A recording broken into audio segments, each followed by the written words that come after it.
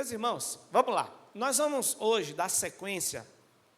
Faltam 2 estudos que a gente vai ter ainda sobre o Espírito Santo, o de hoje e de hoje a 15, que de hoje a 8 a gente vai ter a palestra, de hoje a 15 a gente encerra essa série de estudos. Aliás, não, perdão, eu ainda quero, é porque eu estou com o material pronto até o próximo, mas hoje eu estava pensando sobre algo muito importante, que eu quero trabalhar com os irmãos também. Então a gente vai ter mais hoje e mais 2 estudos ainda sobre o Espírito Santo. Mas hoje nós vamos dar uma sequência ao que nós vimos na quinta-feira passada. Quinta-feira nós falamos sobre o Espírito Santo como testemunha. E hoje nós vamos trazer a parte 2 desse estudo. Nós vamos ver esse Espírito como testemunha na prática. E aí eu quero lhe convidar para a gente abrir a Bíblia em João capítulo 5, que será uma espécie de texto básico para a gente meditar. Como nós temos feito cultos de ensino, então a gente tem hoje um estudo sobre o Espírito Santo como testemunha, e que esse Espírito nos ensine a respeito dele mesmo, amém? Amém. Glória a Deus por isso. Então, João capítulo 5, eu peço que você deixe aí a sua Bíblia aberta, pois a gente vai precisar utilizar em alguns momentos esse capítulo aí como base. Então eu quero falar com os irmãos sobre essa identidade, o Espírito Santo como testemunha. Parte 2 é o estudo sobre a defesa legal de Jesus, em João capítulo 5, e a missão continua na igreja. A gente vai ver alguns momentos, essa testemunha estando nas mãos, por exemplo, de Deus como testemunha, Jesus, o próprio Espírito, a própria igreja. A gente vai ver os apóstolos sendo testemunhas do Cristo, e a gente vai ver que hoje chega em nossas mãos, e aí eu quero chamar você para essa atenção, porque todo o processo que a gente vai ver de testemunha de Jesus, agora vai chegar em nossas mãos, e a gente precisa perceber que essa missão agora está conosco, e se nós não dermos sequência a esta missão, de sermos verdadeiros testemunhas de Jesus, isso é interrompido, e aí, meus irmãos, se isso for interrompido, talvez isso não se recupere lá na frente. Talvez gerações se perdem. Alguém já disse que nós temos em nossas mãos hoje a responsabilidade de darmos sequência à igreja do Senhor e à propagação do Evangelho. Se nós falharmos, talvez Jesus precise vir de novo. Talvez Jesus precise retornar novamente. Quando a gente vê os profetas do Antigo Testamento, e em um determinado momento Deus silencia na humanidade, e a história vai dizer que por 400 anos não houve profecia, e essa profecia é retomada em João Batista, a gente percebe que uma geração falhou, as demais gerações falharam, até que João Batista voltou a falar do Cristo, e então veio o próprio Cristo. Então nós não podemos falhar, irmãos. O nosso papel, enquanto servos de Deus, é dar sequência a esse testemunho. É mais ou menos assim: se você não falar do seu avô ou do seu bisavô para os seus filhos hoje, possivelmente os seus netos não conheceram nada das suas origens. Entende? Se eu não falar do meu avô, o pai do meu pai, o pai da minha mãe, como foram eles, onde eles trabalharam, quem eles eram, se eu não falar deles para as minhas filhas não vão falar para os meus netos, e essas informações dos meus antepassados se perderão. Então eu faltei o testemunho da minha família, e as informações se perderam. Então nós estamos aqui dando sequência ao testemunho do Espírito Santo de Deus, amém? Dando sequência ao testemunho da igreja primitiva, e por isso o Espírito Santo continua agindo no meio da igreja. O Espírito Santo está neste mundo, irmãos, porque ele está na vida da igreja, por isso ele está aí, e ele pode operar, porque ele está na vida da igreja. Então falemos sobre a incredulidade religiosa, que aí exige provas. Vamos ver então o seguinte: o cenário aí é Jesus realizando cura de um paralítico, e a gente vai ver isso justamente em João capítulo 5. Vamos ler só alguns versículos para você se situar no texto, e depois a gente vai buscando do texto as informações. Leia comigo aí João capítulo 5, a partir do versículo 1. Diz o seguinte: depois disto havia uma festa entre os judeus, e Jesus subiu a Jerusalém. Ora, em Jerusalém, há, próximo à porta das ovelhas, um tanque, chamado em hebreu Betesda, o qual tem 5 alpendres. Nestes jazia grande multidão de enfermos, cegos, mancos, ressecados, esperando o movimento da água. Porquanto um anjo descia em certo tempo ao tanque, agitava a água, e o primeiro que ali descia, depois do movimento da água, sarava de qualquer enfermidade que tivesse. E estava ali um homem que havia 38 anos, se achando enfermo. E Jesus, vendo este deitado, sabendo que estava neste estado, havia muito tempo, disse-lhe: queres ficar são? E o enfermo respondeu-lhe: Senhor, não tenho homem algum que, quando a água é agitada, me ponha no tanque, mas enquanto eu vou, desce outro antes de mim. E Jesus lhe disse: levanta-te, toma teu leito e anda. E logo aquele homem ficou são, tomou seu leito e andava. E aquele dia era sábado. Então os judeus disseram àquele que tinha sido curado: é sábado, não te é lícito levar o leito. E ele respondeu: aquele que me curou, ele próprio disse: toma o teu leito e anda. E perguntaram-lhe, pois, quem é o homem que te disse: toma o teu leito e anda? E o que fora curado nada sabia quem era, porque Jesus se havia retirado, e em razão de naquele lugar haver grande multidão. Depois Jesus encontrou no templo e disse: eis que já estás são, não peques mais, para que não te suceda alguma coisa pior. E aquele homem foi e anunciou aos judeus que Jesus era o que o curara. Amém? Os milagres, irmãos, existiam para comprovar que Jesus era o Filho de Deus. Depois o Espírito Santo deu testemunho sobre isso. E aí a gente entende o seguinte: existe um grupo de teólogos chamado cessacionista. Eles entendem que esses milagres cessaram, já não acontece mais. Que aconteceram lá justamente para os fariseus, para os hebreus, para o pessoal da Galileia, todo mundo compreender que aquele era o Filho de Deus. E existem os continuistas, que entendem que não, que Jesus continua operando milagres daquela mesma forma. Eu me lembro que uma vez eu estava pregando aqui sobre isso, e eu disse aos irmãos o seguinte: se Jesus operasse com a mesma dinâmica que ele operou nessa época, e aí eu quero deixar claro aos irmãos, eu não tenho lados nenhum, não sou cessacionista nem continuista. Eu entendo que Jesus é o mesmo ontem, hoje e sempre. E ele pode fazer o que ele quer, na hora que ele quiser. Ele pode curar alguém de um câncer terminal, e ele pode permitir que alguém que foi descoberto hoje com câncer, morra daqui a um mês. É permissão dele.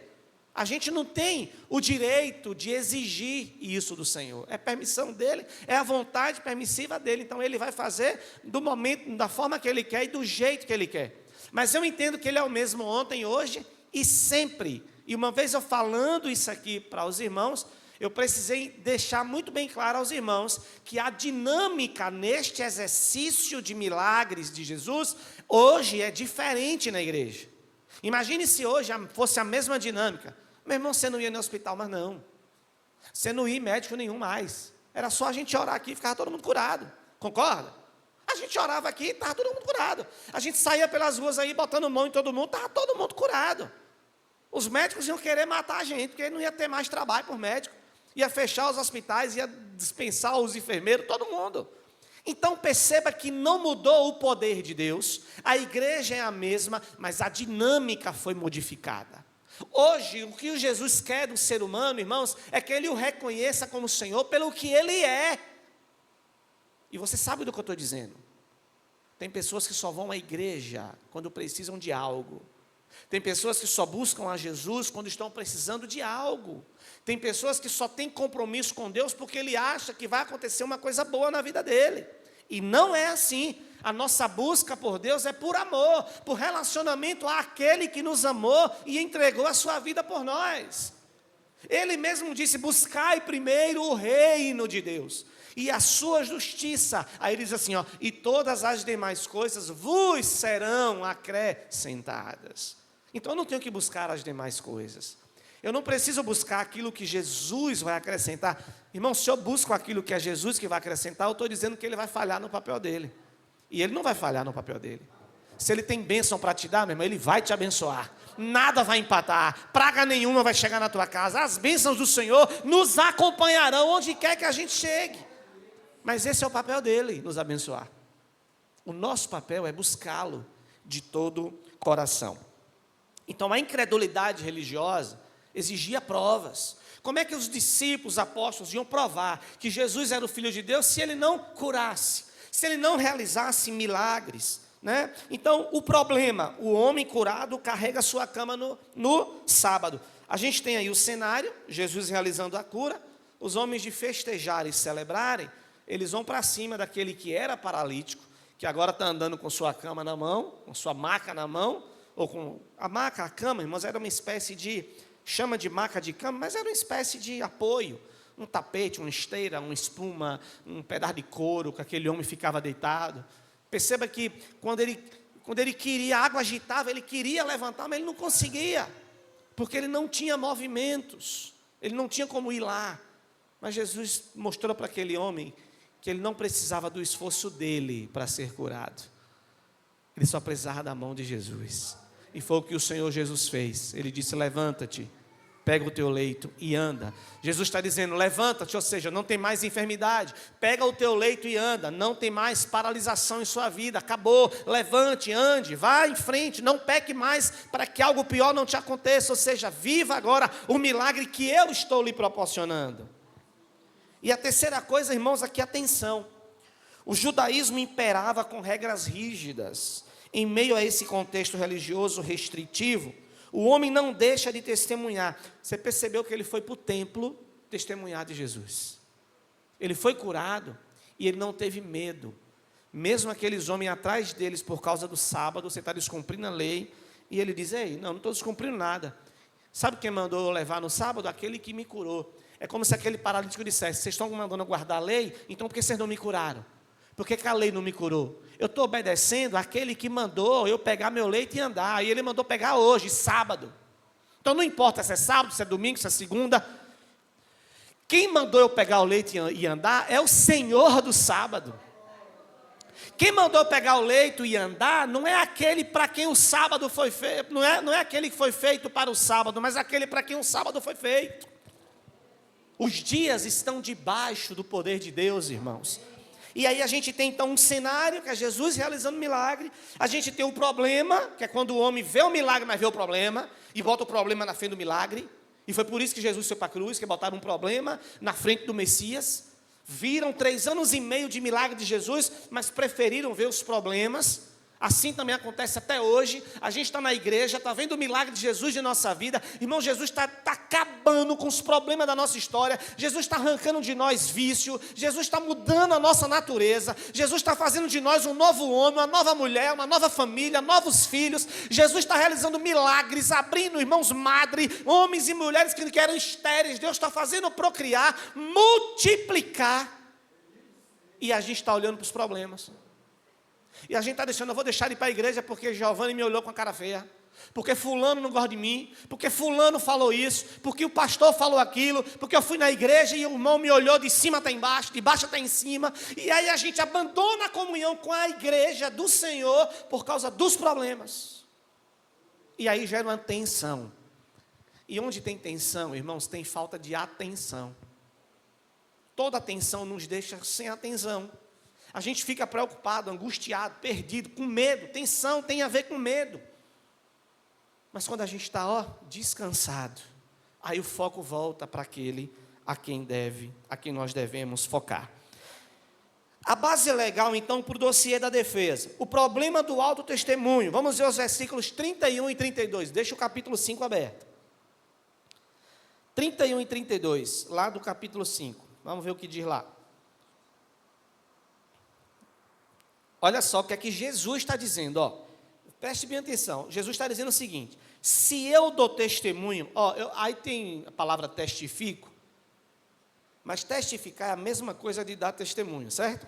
Então vou ler sempre assim, na palavra testemunho, para que a gente compreenda bem. Olha só: se eu dou testemunho de mim mesmo, o meu testemunho não é verdadeiro. Quem está falando é Jesus. Aí ele diz: há outro que testifica de mim, que dá testemunho de mim, e sei porque o testemunho que ele dá de mim é verdadeiro. Irmãos, olha só, Jesus está dizendo o seguinte: se eu ficar aqui dizendo que eu sou o Filho de Deus, se eu ficar dizendo que eu sou o próprio Deus, se eu ficar falando quem eu sou, ninguém vai acreditar. Então eu preciso realizar as coisas, e as pessoas darão testemunho de mim, e aí o outro vai acreditar. Você já imaginou você pregar Jesus para alguém e dizer assim: rapaz, se liberte disso, você precisa se libertar disso. Larga esse cigarro, filho de Deus. Jesus pode te libertar disso. Aí quando é amanhã que o cara te vê na rua, você está lá fumando. Aí você fala: gente, você está fumando porque eu não consegui me libertar ainda. Imagina, o cara vai dizer: mas peraí, rapaz, você fala de alguém que me liberta e está no vício? Você fala de alguém que pode mudar a minha vida e a sua está desse jeito? Não, tem coisa errada aí. Ou seja, a sua vida não está testificando com aquilo que você está pregando, com aquele Deus que você está anunciando, entende? O que vai fazer a pessoa compreender o que você está dizendo é a transformação da sua vida. Então, o que é que eu estou dizendo? Por isso que Jesus disse que derramaria o Espírito sobre nós e nós daríamos testemunho sobre ele. Eu acho que é melhor aumentar essa temperatura do ar, porque eu acho que quando terminar o culto vai estar todo mundo congelado, Gilson. Bota em 24 aí, meu filho, todo mundo aí, que eu estou vendo os irmãos procurando um buraco para se esconder aí. Então, quando a gente dá testemunho da nossa vida, irmãos, as pessoas compreendem melhor. É a mesma coisa que você está ensinando remédio para alguém. Rapaz, eu tomei, foi bom todo. Eu tomei, estava assim, ó, malzão. Tomei, foi, ó, uma só. Você já está dando testemunho. É o testemunho que você tomou e que ali teve um efeito. Mas Jesus está dizendo que se ele ficar dando testemunho dele mesmo, as coisas não vão ser iguais a alguém ou ao Espírito quando der testemunho dele, certo? A resposta, então, para provar quem é, Jesus submete-se à lei e transforma a acusação em um tribunal. Então, a gente viu o problema do autotestemunho e a gente vê a exigência da lei. Olha só, a lei judaica era estrita. Ninguém poderia ser condenado ou ter alegação válida sem um depoimento de, no mínimo, 2 ou 3 testemunhas. Quando Jesus cura o leproso ou os leprosos, ele orienta que o leproso se apresente a quem? Vocês lembram? Ao sacerdote. Por quê? Porque seria o testemunho do responsável pela lei. Todo milagre de Jesus, irmãos, precisa ser testemunhado. É por isso que a gente precisa pregar o Evangelho e dizer quem nós éramos e quem Jesus fez conosco. Quando você pregar a palavra para alguém, não se limite apenas em falar do Cristo, mas também se coloque na história e nesse processo como este Cristo que um dia te alcançou e te transformou. Por isso que só está autorizado para falar de quem Jesus é e o que ele pode fazer, quem já foi alcançado e transformado por ele. Às vezes eu fico pensando, irmãos, como tem pessoas que têm dificuldade de falar de Jesus. E eu fico imaginando que quem tem dificuldade, imaginando, viu? Não estou julgando não. Eu fico imaginando que quem tem dificuldade de falar de Jesus é porque realmente não conheceu ainda esse Jesus. Quem tem dificuldade de testemunhar de Jesus é porque ainda não viveu uma história com esse Jesus. Quando nós conhecemos e vivemos uma história com esse Jesus, irmãos, é imprescindível, é inevitável. A gente quer porque quer falar desse Jesus que um dia nos alcançou. Amém? Então, a estratégia da defesa, a gente vai ver então 7 evidências irrefutáveis sobre esse processo. A primeira, a gente vai ver o paralítico. Ele já viu um pouco dele aqui testemunhando. A segunda, João Batista, dá testemunho de Jesus. A terceira, as obras falam de Jesus. 4, olha que testemunha de Jesus, o Pai. O Pai é testemunha de Jesus nesse tribunal. 5, as Escrituras. 6, Moisés. E 7, o Espírito Santo. A lei exigia 2 ou 3 testemunhas. A gente vai ver 7 no Novo Testamento, testemunhando de Jesus Cristo, ok? Então Jesus apresenta essas 7. Na teologia bíblica, o número 7 é o quê? Perfeição, né? A perfeição e completude. ele cobre todas as bases epistemológicas possíveis para provar sua autoridade divina aos judeus. Jesus tinha um grande problema, irmãos, no seu caminho: o judaísmo, o legalismo, a religiosidade. Graças a Deus, hoje não temos o judaísmo aqui. Tem por aí, aqui não. A gente não luta contra o judaísmo aqui na nossa região, no nosso dia a dia, mas a gente luta contra a religiosidade e a gente luta contra o legalismo. A gente precisa mostrar Jesus acima da religiosidade, acima do legalismo. Isso é um grande problema, irmãos. Ser legalista não tem a ver, irmãos, com ser santo, separado não. São coisas diferentes. Ser legalista ou ser religioso não tem a ver com santidade não. Tem muita gente religiosa que não é santa coisa nenhuma. Tem muita gente legalista que não é gente santa coisa nenhuma. Quando você vê gente demais querendo ser santo demais, quando você vê gente querendo ser, sabe, o último pacotinho do biscoito, aquela pessoa que só quer ser o do momento, cuidado com isso. Irmãos, extremismo, radicalismo, em lugar nenhum é bom. Nem tanto, nem tão pouco. A Bíblia nos chama o tempo inteiro para equilíbrio. O tempo inteiro a palavra do Senhor nos chama para moderação. E legalismo e religiosidade têm, infelizmente, destruído a nossa caminhada e impedido que as pessoas ouçam falar do Cristo. Então, o arquivo de evidência. Número 1, paralítico curado. A base textual a gente já leu, de 1 a 15. Foco, então, nos versículos 11 a 15. Vamos voltar lá? Versículo 11. Não fez só a Bíblia não, viu? Que eu mesmo não tenho nada de bom para você. A palavra tem. Verso 11. Ele respondeu dizendo: aquele que me curou, ele próprio disse: toma o teu leito e anda. Pergunta-lhe, pois, quem é o homem que te disse: toma o teu leito e anda? O que fora curado não sabia quem era. Olha só, irmãos, o cara que foi curado não sabia nem quem era aquele homem ali. Veja bem, porque Jesus se havia retirado, em razão de naquele lugar haver grande multidão. Depois Jesus encontrou-o no templo e disse: eis que já a estação, não peques mais, para que não te suceda alguma coisa pior. E aquele homem foi e anunciou aos judeus quem era e o que e quem o curara. Então existe um depoimento. A primeira testemunha convocada no capítulo 5 é o homem curado. E essa testemunha verdadeiramente, mesmo sem saber quem era ele aí no ato da cura, mas o reencontra no templo e aquele homem fala daquele Jesus. Então qual é o peso da evidência aí? Apesar de todo o peso do contexto religioso, por quebrar a regra do sábado, o homem vai pessoalmente testemunhar aos judeus os efeitos físicos e transformadores de Jesus em sua vida. Essa é uma experiência vivida, não pode ser silenciada pela burocracia religiosa. O que você tem vivido com Cristo, irmãos, não pode ser silenciado pela religiosidade. O que você tem vivido com Cristo não pode ser silenciado pelo legalismo. Tem pessoas que só querem dar testemunho na igreja. Não, pastor, eu quero uma oportunidade para eu dar um testemunho. Mas ele é incapaz de dar um testemunho no trabalho. Ele não dá um testemunho com os vizinhos. Aliás, ele dá um mau testemunho com os vizinhos, se brincar. Ele não dá um bom testemunho na rua, mas na igreja ele quer dar bom testemunho. No templo, pegar microfone, no domingo. Já teve gente, não, pastor, eu quero dar um testemunho, mas tem que ser no domingo. Quinta é pouca gente. Eu vou dar testemunho, um pouquinho de gente de quinta. Domingo, cheio. É outra história. O testemunho, irmãos, é para ser vivido.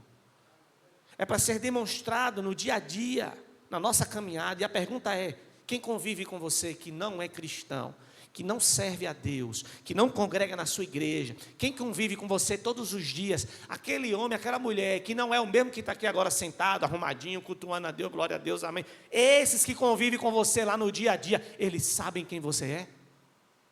Eles sabem a fé que você tem? Eles conhecem o seu grau de oração, de intimidade com o Senhor? Eles sabem quem você é? É isso aqui, irmãos. Aquele homem entrou no templo e já foi testemunhando de Jesus, falando do Jesus que o curou. Ah, pastor, mas Jesus não me curou. Não lhe curou? A gente estava condenado ao inferno, irmãos. Satanás já estava com o bocão aberto para nos engolir. E Jesus nos tirou de lá, irmãos. Tem coisa melhor do que isso?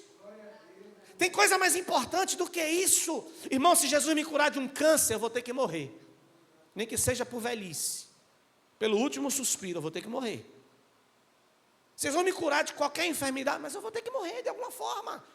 Essa matéria não vai suportar muito tempo. Eu vou ter que morrer. Mas se eu tiver que morrer, e eu vou morrer, se Jesus não voltar antes, eu sei que Ele já me libertou do inferno, da culpa dos meus pecados. Eu tenho um céu, casa de Deus para ir. E é isso que importa para a minha vida. Amém? O arquivo, então, número 2 de evidência, João Batista. A base textual, irmãos, João 5:33, João 1:15. Vamos ver lá o versículo 33 aí, já que a gente está em João 5 ainda. O 33 diz o seguinte, ó: vós mandastes mensageiros a João, e ele deu testemunho da verdade. Então, Jesus está falando em João 5, que João Batista deu testemunho dele, da verdade. Agora vamos ver lá em João capítulo 1. João capítulo 1, versículo 15. Olha lá, João deu testemunho dele e clamou dizendo: este era aquele de quem eu dizia, olha só, quem vem após mim é antes de mim, porque foi primeiro do que eu. Olha o que é que João Batista está dizendo, irmãos. Irmãos, eu gosto desse texto quando ele diz o seguinte, ó: João deu testemunho dele e clamou dizendo, ó, este era aquele de quem eu dizia. João já falava de Jesus, irmãos, antes de conhecer Jesus. Olha que coisa interessante. Interessante, quando ele vê Jesus, ele fala: eis ali, ó, o Cordeiro de Deus, que tira o pecado do mundo. João já falava de Jesus, e quando Jesus veio, então ele testemunhou: é esse aí, ó, é esse que eu falava. Já pensou se a gente lidasse assim com os nossos amigos, com os nossos vizinhos, irmãos, com as pessoas que a gente conhece, que estão se destruindo, morrendo em seus pecados? Já pensou se a gente fosse lá falar desse Jesus, para dizer coisa simples? Tem gente que fala assim: pastor, eu não sei pregar não. Sabe, irmãos, você quer pregar o evangelho? Fale da sua história, fale da sua vida, quem você era. Diga quem você era antes de ter um encontro com Cristo e o que Ele fez de você hoje. Quando você dizer quem você era, as pessoas já farão a leitura e vão ver: ah, então você era tudo isso, e é esse homem hoje, é essa mulher hoje. Isso é testemunho, irmãos, do próprio Jesus. Os líderes judeus enviaram representantes a João Batista, pensando que ele poderia ser o Cristo. Mas João disse: negativo, não sou eu não. Eu não sou o Cristo. Eu não sou digno nem de desatar suas alparcas. Quem sou eu? Eu não sou digno, ele veio antes de mim. Antes de tudo existir, ele já existia. O peso da evidência, então, João rejeitou a glória pessoal e revelou a autoridade de Jesus. Ele testemunhou a favor da verdade, servindo como a ponte profética perfeita entre a antiga aliança e o Messias revelado. João foi o profeta intermediário, irmãos. João foi o precursor, foi aquele que abriu o caminho para a chegada do Cristo na terra como profeta. Mas nós também podemos ser um profeta intermediário. Nós podemos ser um profeta, irmãos, na vida de pessoas que agora estão lá se destruindo, mas ao ouvir Jesus na nossa boca e ter um encontro com Ele, viverão uma nova história com Ele. E nós seremos, irmãos, o João Batista na vida dessas pessoas, dando testemunho. E um dia alguém vai dizer: ó, quem falou de Jesus para mim foi fulano, foi Beltrano. Quer ver, Giovanni, quem falou de Jesus para você conhecer esse Jesus? Lembra? Diga o nome. Quem, pastor?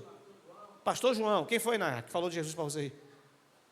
Pastor Edson aqui. Cleves, você lembra quem falou de Jesus para você? Quem foi? Diógenes, irmão. Profetas na vida dos irmãos. Vocês estão vendo, irmão, como é prático isso? E aí você vê quem você era antes e quem você é hoje. E quem foi esse divisor? Eu só perguntei para os 3, mas se eu perguntar para todo mundo aqui, todo mundo vai ter um. Ainda que não teve alguém diretamente na sua vida, mas um dia você entrou numa igreja e ouviu o evangelho, ouviu a palavra e disse: opa, tem alguma coisa na minha vida que não está encaixando ainda. Tem muita coisa funcionando em minha vida, mas desse Jesus que eu estou ouvindo agora, esse eu não conhecia. Eu preciso então viver com este. E no momento em que você passa a viver com este Cristo, agora sim, irmãos, existe o AC antes de Cristo. E existe o DC, depois de Cristo. Depois do encontro com Cristo, a nossa vida muda. E aí vem então o quê? O nosso testemunho na vida dessas pessoas. Terceira testemunha aqui, então, as obras de Cristo. Qual é a base textual, irmãos? 5:36. Vamos ver o versículo 36. Quem está entendendo aí? Diz amém. Amém. E vendo passar, Jesus disse: eis aqui o Cordeiro de Deus. Acabou. Não precisava mais de nada, irmãos. O Cordeiro de Deus estava presente. Quantos tinham pecados aqui? E tem. O Cordeiro de Deus é suficiente para perdoá-los. A Bíblia diz, através de Paulo, que todos nós estávamos afastados da glória de Deus. Todo homem está destituído da glória de Deus. Só Cristo pode trazer perdão para o homem. Ninguém, irmãos, nada. Nada que a gente faça. Se a gente vender tudo, trazer o dinheiro, botar aqui, nada vai resolver nosso problema com o nosso pecado. Nada. Nada, a gente pode passar aqui uma semana orando para Deus, para perdoar seus pecados, nada. Se você não se arrepender, confessar Jesus como o Senhor da sua vida, confessar os seus pecados a Jesus, você jamais obterá perdão dos céus. Ninguém pode pedir perdão por você, é você. Reconhecer, é você quem precisa reconhecer. Se confessarmos os nossos pecados, Ele é fiel e justo para nos perdoar e nos purificar de toda a injustiça. É isso aí. O homem precisa entender isso. Qual é o depoimento então? A própria obra do Pai, que Jesus veio concluir. E qual é o peso da evidência? A cura do paralítico não foi a primeira nem seria a última. Os milagres são a assinatura física do Pai na terra. Eles comprovam que Jesus veio com uma missão específica: completar a obra da salvação da humanidade. Irmãos, infelizmente ao longo da história, infelizmente isso é público, a gente precisa falar porque é público. Muitas igrejas mentiram muito com esse advento da cura. Construíram grandes palácios, grandes fortunas em cima da fé das pessoas. Infelizmente. Eu falei para vocês na estante e repito, eu creio no Deus de ontem, hoje e sempre. Orei por cura na estante. E oro todos os dias. Não tenho problema de orar e confio. Mas acredito que é a vontade do Pai. Não sou eu quem ordena, eu não tenho controle em minhas mãos para determinar. Deus dizer, cure ele, Pai. Eu não posso, eu determino. Quem sou eu, irmão, para determinar? Irmão, lá em casa tem uma cachorra que arrumaram lá desse tamanho. Eu não determino nem essa cachorra. Eu mando ela entrar, ela fica me olhando e nem tchum. Eu vou determinar cura sobre a sua vida? Fala sério, eu vou determinar cura. Eu vou determinar nada, irmãos, por mim mesmo. Quem determina é Jesus. Ele é o Senhor das nossas vidas. Ele determina em nós, Ele determina na humanidade, Ele determina nos céus, Ele determina no inferno, Ele determina em qualquer lugar, porque Deus deu o nome a Ele que está acima de todo nome. Diante dele toda criatura tem que se dobrar, irmãos, e confessar que Ele é Senhor. Quem determina é Ele, porque dele, por meio dele, por Ele, são todas as coisas. Então é Ele quem determina todas as coisas, amém? Quarta evidência então, agora coisa linda aqui, ó, o Pai e as Escrituras. A prova divina, o Pai, o próprio Deus Pai é testemunha de Jesus. Imagina você. O próprio Deus é testemunha. Vamos ver a base bíblica? 37. 37 e 38. Eu estou em João capítulo 1. Voltar para João capítulo 5. 37.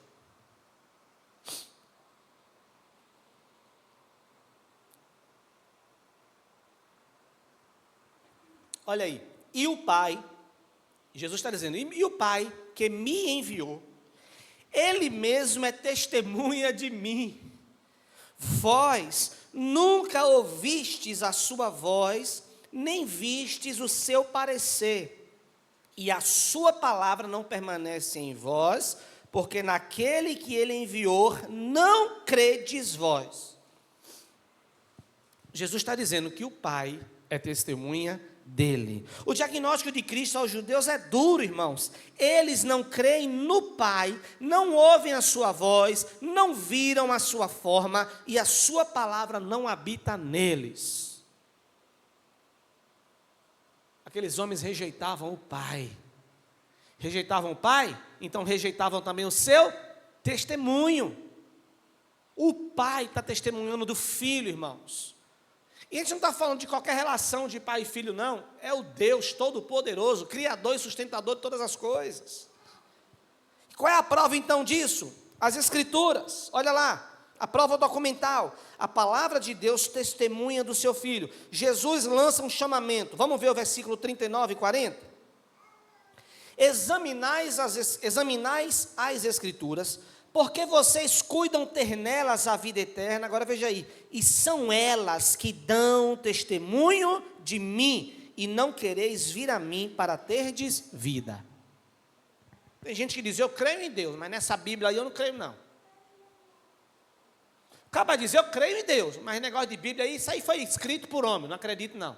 Ora, Jesus está dizendo que a Bíblia é quem dá testemunho dele. Uma certa feita eu disse para alguém assim, eu falei, você crê em Deus, e como é que você soube de Deus? Onde é que você encontra informações sobre Deus? Qual é o livro que fala de Deus a não ser a Bíblia Sagrada? Me diga. Porque o conhecimento do homem, irmãos, é pela palavra. Irmãos, a palavra sempre existiu. Antes de existir escrita, e hoje virtual, digitada, seja o que for, essa palavra existia verbalmente. Ela era oral. Deus criou todas as coisas através da palavra. Haja luz. A palavra de Deus, é por isso que a Bíblia diz, irmãos, que todas as coisas passarão. Passarão céus e terra, mas as palavras de Deus não hão de passar. As palavras do Senhor sempre existirão. Sabe por quê? A pergunta é essa: quem vai calar o Senhor? Quem pode calar a Deus? Quem?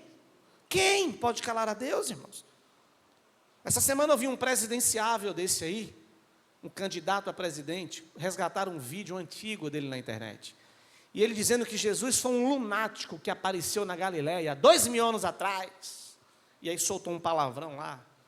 E dizendo um monte de idiotas seguiram. Não acreditam no Deus.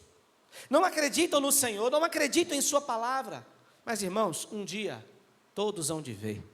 A Bíblia que nós acreditamos diz que todo olho verá a volta de Jesus, irmãos, com poder e grande glória. O Jesus que nós cremos e testemunhamos, um dia ele vai entrar nessa atmosfera aqui, ele vai entrar nesse Cronos aqui, vai se apresentar diante de toda a humanidade, para que a humanidade preste conta das suas vidas. E a igreja do Senhor, que eu creio que estaremos lá, isso aí, somos e seremos ela, esta igreja se encontrará com ele, irmãos. Amém? Eles dissecam o texto minuciosamente, mas recusam-se ir até Jesus. Jesus está dizendo, vocês leem a Bíblia, examinam as Bíblias, porque vocês entendem que são de mim que ela testifica, mas vocês não querem vir a mim. Olha, irmãos, que coisa. A Bíblia fala do Cristo, então eu vou até a Bíblia, mas eu não vou até o Cristo. O Cristo, a Bíblia fala do Espírito Santo, eu vou até o Espírito Santo, mas eu não vou até o Cristo. A Bíblia fala da igreja do Senhor, eu vou até a igreja, mas eu não vou até o Cristo. Olha como esse negócio é sério. Tem gente que vai estar na igreja a vida inteira. Quando Jesus voltar, Jesus vai olhar para essa pessoa e vai dizer, eu não te conheço. Porque nem todo aquele que me diz Senhor, Senhor, entrará no reino de Deus. É sério, irmãos, a coisa. O chamamento é, vivam comigo, é Jesus dizendo, se relacionem comigo, eu sou o Senhor de vocês, temam a mim, reconheçam quem eu sou, é isso. Não fiquem preocupados com a igreja que faz parte, se é batista, assembleia, missão, não é isso, não tem nada a ver com isso. Quem criou o nome batista foi os homens, irmão. Não tem nome batista na Bíblia. Tem João Batista, né? Mas não há denominação batista na Bíblia. Não tem Assembleia de Deus na Bíblia, não tem Universal, não tem nada disso, não tem católico, não tem nada disso. Os caras sentaram, reuniram, falaram, criaram a denominação, nada, não tem problema nenhum. Como a gente faz parte de uma. Mas isso está muito abaixo do que é a igreja de Cristo, irmãos. Está muito aquém do que é verdadeiramente a igreja do Senhor. Amém? Amém. Sexto arquivo, falamos que eram 7. o peso histórico de Moisés. Olha só, capítulo 5, verso 45 agora, vamos lá. Aí ele diz assim: mas bem vos conheço que não tendes em vós o amor de Deus. Eu vim em nome do meu Pai e não me aceitais. Aí ele diz: se outro vier em seu próprio nome, a esse aceitareis.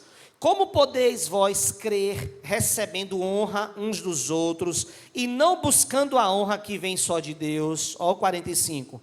Não cuideis que eu vos hei de acusar para com o Pai. Há um que vos acusa, Moisés, em quem vós esperais. Porque se vós cresceis em Moisés, creríeis em mim, porque de mim escreveu ele. Mas se não crerdes nos escritos, como crereis nas minhas palavras? Moisés, irmãos, está há quase 1000 anos antes de Cristo. Aliás, mais de 1000 anos antes de Cristo. E agora o Cristo está dizendo que Moisés falou dele. Imagine. Irmãos, a palavra de Deus toda aponta para o Cristo. Deus cria todas as coisas, e quando Ele vai criar o homem, que é a cereja do bolo, a coroa da criação, Ele diz: façamos o homem conforme a nossa imagem. Jesus estava lá, irmãos. Jesus estava lá, na criação. Jesus não teve início da sua história quando Maria o pariu, não. E acabou a sua história quando morreu, não. Também não. Quando Maria pare Jesus na terra, nasce a verdade encarnada. Quando Jesus é assunto aos céus, a verdade desencarna dessa matéria, que não se vê matéria, né? Não se tem matéria. O processo é fora dos nossos olhos, fora da humanidade, mas deixa de ser carne. Talvez a palavra desencarne é até um pouco complexa de se compreender, mas deixa de ser carne. A palavra volta a ser quem ela sempre foi. Então a história de Jesus não começa em Maria. A história que começa em Maria é o Jesus histórico, o que vem aqui para entregar sua vida por nós, somente isso. Mas Jesus sempre esteve no seu trono, irmãos, e Moisés testificou isso. A palavra de Deus falou disso. Jesus encerra sua defesa no tribunal de João 5, citando Moisés, a figura mais reverenciada pelos judeus. Moisés foi o responsável por tirar o povo do Egito, irmãos, da escravidão. Se você for olhar para Moisés, você vai ver características do Cristo em Moisés, o salvador do povo lá do Egito, o que foi usado por Deus, o que estava desaparecido e de repente reaparece para libertar o povo, o libertador. Esse é o real sentido. Então Moisés ensaiou a vinda de Jesus. Foi o ensaio da vinda de Jesus. Não fomos ao Egito, mas estávamos presos, cativos em nossos pecados, e Jesus nos libertou. Amém, glória a Deus por isso. Então a matriz da defesa, a genialidade do argumento de Cristo.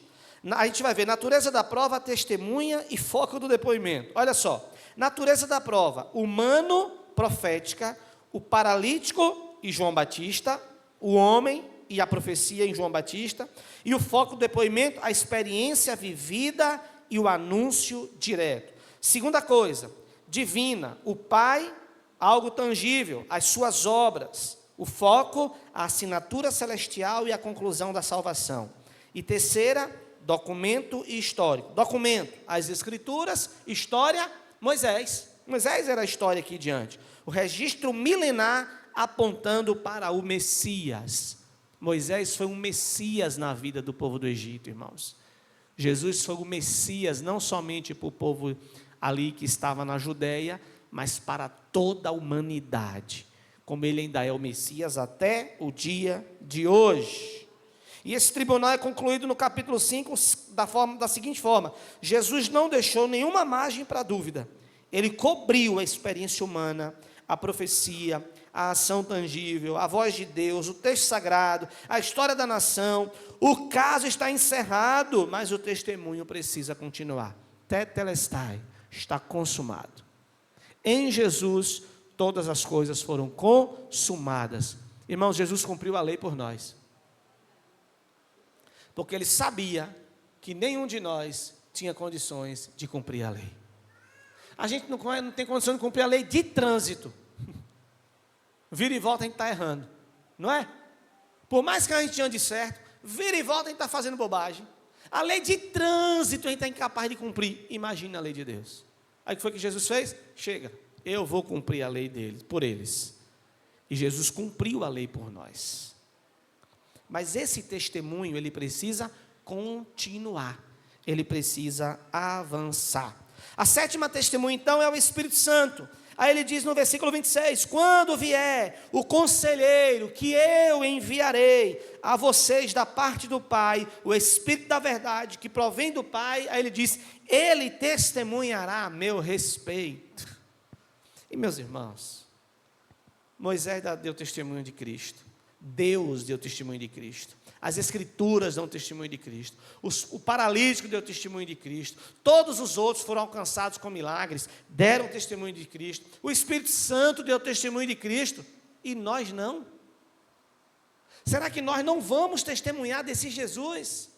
Ele disse, mas recebereis poder quando descer sobre vós o Espírito Santo, e ser-me-eis testemunhas. O chamado de Jesus para nós é ser testemunha dele. Não é viver uma vida dissoluta, irmãos, mas se formos alcançados pelo Cristo, Ele nos chamou para sermos testemunhas. Amém? Estamos terminando. Propósito do Espírito na igreja, então, alinhado à teologia, irmãos. Olha o propósito. Qual é o mito disso aí? O Espírito Santo veio apenas para trazer histeria, euforia. O Espírito é um movimento apenas para manter a gente eufórico, aceso, acordado. Isso é mito. Emoções descontroladas ou caos, as reuniões da igreja, nada disso. Você já pensou se a gente tomar posse e dizer, não, mas o pastor não pode controlar o Espírito Santo? Você já parou para pensar nisso? Se é o Espírito Santo que conduz a igreja, você já parou para pensar nisso? Que o pastor não é detentor do Espírito Santo? Eu não sou detentor do Espírito Santo. Está escrito aonde? Que o Espírito Santo está na minha mão e eu libero na igreja, na vida de quem eu quero. Está escrito em algum lugar isso, irmãos? Não, então, se não está, eu não sou. Eu não sou, ninguém também é. Mas já pensou se a gente começar a dizer, mas o Espírito, pastor, mandou fazer isso. Aí o irmão diz, mas o Espírito, pastor, mandou fazer aquilo. Não, pastor, o Espírito quer para fazer desse jeito. Não, o Espírito está me dizendo que é desse jeito. Ora, onde é que a gente vai parar? Com a confusão dessa. Por isso que a palavra está aí, irmãos, para nos guiar. E a própria palavra diz o quê? Experimenteis, para ver a procedência, de onde vem esse Espírito. O Espírito Santo não é um espírito de histeria, irmãos. O Espírito Santo não é espírito de confusão. O Espírito Santo, irmãos, é o espírito que traz harmonia à igreja, união à igreja, graça à igreja. É o espírito que nos mantém sobre o perdão, a misericórdia do Senhor. É o espírito que faz nos lembrar do favor imerecido de Jesus em nossas vidas todos os dias. E qual é a verdade então sobre isso? O Espírito Santo veio para levar os crentes a darem testemunho claro e poderoso de quem Jesus é, o Salvador. E aí eu vou dizer algo sério para você aqui, viu? Muito sério. Tem pessoas que pensam que estão cheias do Espírito Santo pelo grau de histeria que tem. Não, nada contra você ser uma pessoa eufórica, alegre, desde que tenha decência, não tem problema nenhum. Eu dou glória a Deus aqui, irmão, tem dia que eu estou muito feliz, eu grito, estou nem aí. Dê seu glória a Deus. Se você ouviu algo aqui na frente que você sentiu que veio de Deus aquilo ali, que a palavra de Deus foi lida com desejo, com vontade, glorifique ao Senhor. Qual é o problema? Nenhum. Não tem problema nenhum. Agora, dizer que só esse tem o Espírito Santo, o outro que ficou quieto não tem, isso é heresia. Porque o Espírito Santo não é sinônimo de manifestação histérica, eufórica, nada disso. Eu já disse aos irmãos e repito, o que nos mostra se temos ou não o Espírito Santo de Deus são os frutos do Espírito em nossa vida. Eu quero ver quem é você, meu irmão, é na hora de praticar o amor, se você pratica ou não. Eu quero ver a euforia na hora de praticar a alegria em meio às perseguições e tristezas. Aí eu quero ver. Eu quero ver o domínio próprio diante das tentações. Aí eu quero ver a benignidade, a bondade, a mansidão, meu Deus, diante do terror. Aí eu quero ver. Isso nos prova se temos ou não o fruto do Espírito Santo, irmãos. Isso nos mostra se somos ou não cheios do Espírito Santo, se somos ou não batizados com o Espírito Santo, se somos ou não alcançados, selados com o Espírito Santo. Então a verdade é que o Espírito Santo, ele ajuda os crentes a darem testemunho de Jesus. Então quando poder, é porque tem gente que olha só para o poder, né? E recebereis poder, aí lembra logo de He-Man, de Jiraya, de não sei de que, aquela espada, recebereis poder. Não é isso não, leia normal, não bote poder no poder não, diga, recebereis poder, quando descer sobre vós o Espírito de Deus, e ser-me-eis testemunhas. O poder é justamente para a gente dar testemunho. O poder do Espírito é para a gente testemunhar de Cristo, porque nada mais importa para os céus, irmãos, a não ser a pregação do Evangelho de Jesus. O que importa para Deus, para o Espírito, para a palavra, para a igreja, é pregar Jesus, é dar testemunho de Jesus, é mostrar Jesus às pessoas. É isso que importa. Quem está entendendo aí, dá um amém. Amém. Então a passagem do bastão, sabe o bastão da corrida? Ó, a igreja primitiva correu, os apóstolos correram com bastão, passaram para os demais, e foi chegando, e chegou aonde então? Na igreja. O Salvador Jesus, a 7ª testemunha do Espírito Santo, Jesus pega o Espírito e derrama então na vida da igreja, e agora está sobre a nossa responsabilidade o testemunho do Cristo. É minha responsabilidade. Se eu não pregar o Evangelho onde eu estou, a responsabilidade vai ficar nas minhas costas. Ah, pastor, ore por mim. Por quê? Estou trabalhando num setor que não tem crente. Amém. Mas você quer que eu ore pelo quê? Para Deus ter misericórdia de mim, pastor, porque o negócio lá é certo. Mas você quer fazer o que lá?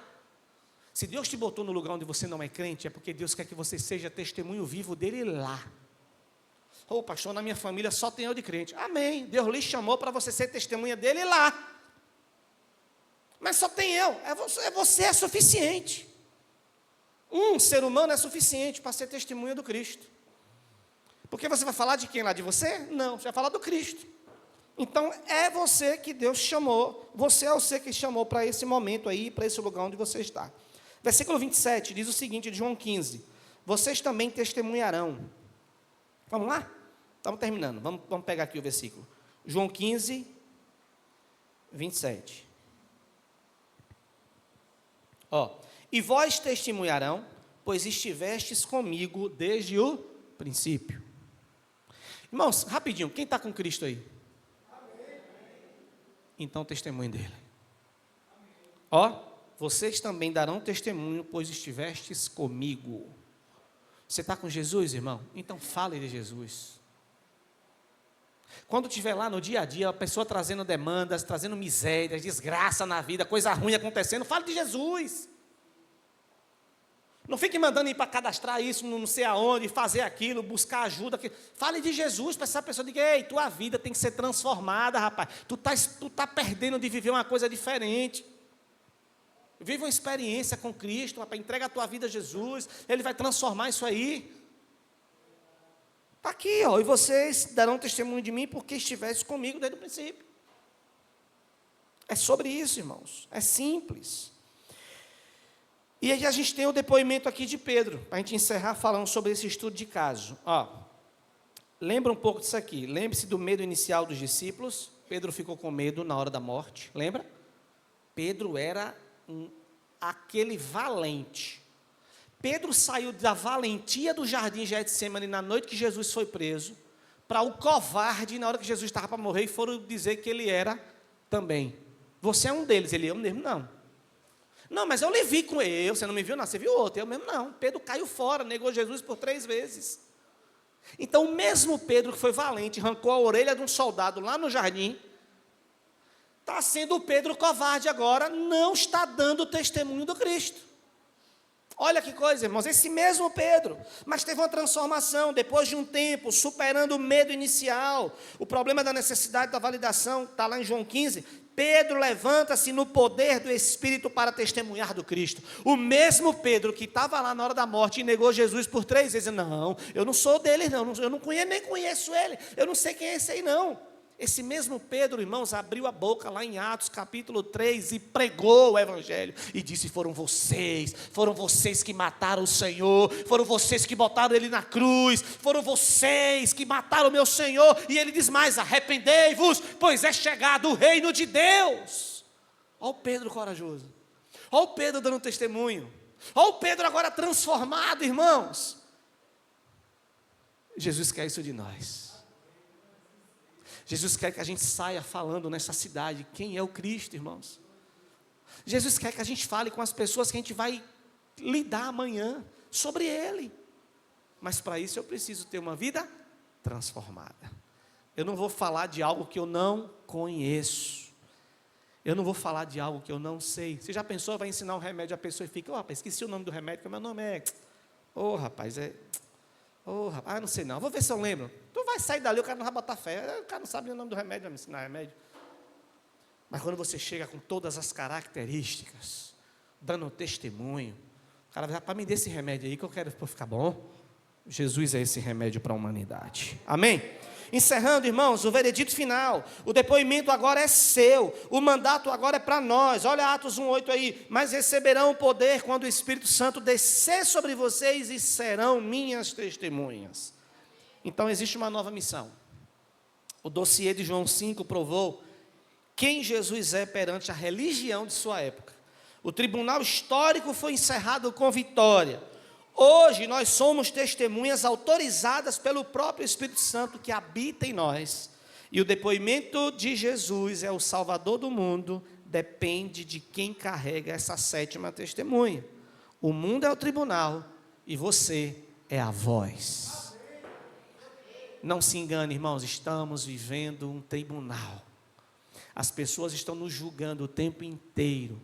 As pessoas nos olham julgando o tempo inteiro.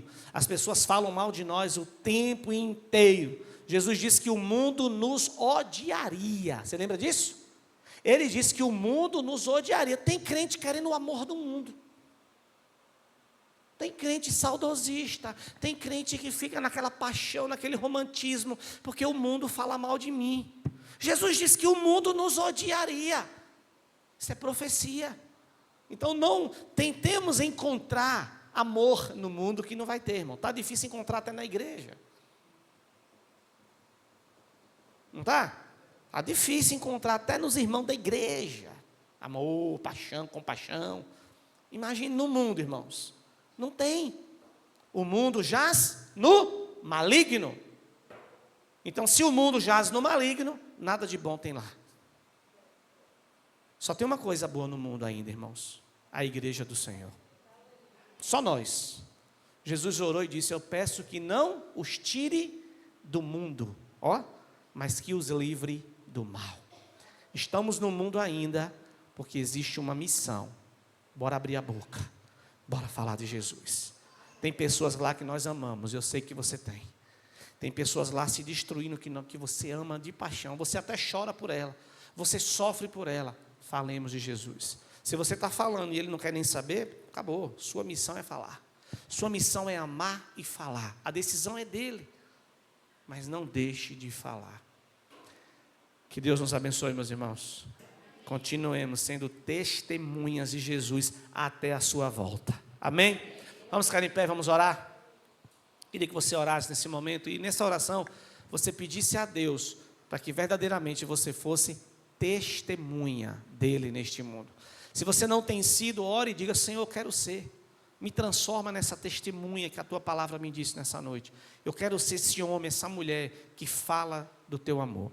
Pai Santo, nós te agradecemos, Pai, por esta palavra nessa noite. Por mais uma vez, ó Deus, aprimorarmos o nosso conhecimento da tua palavra, estudarmos sobre a tua escritura.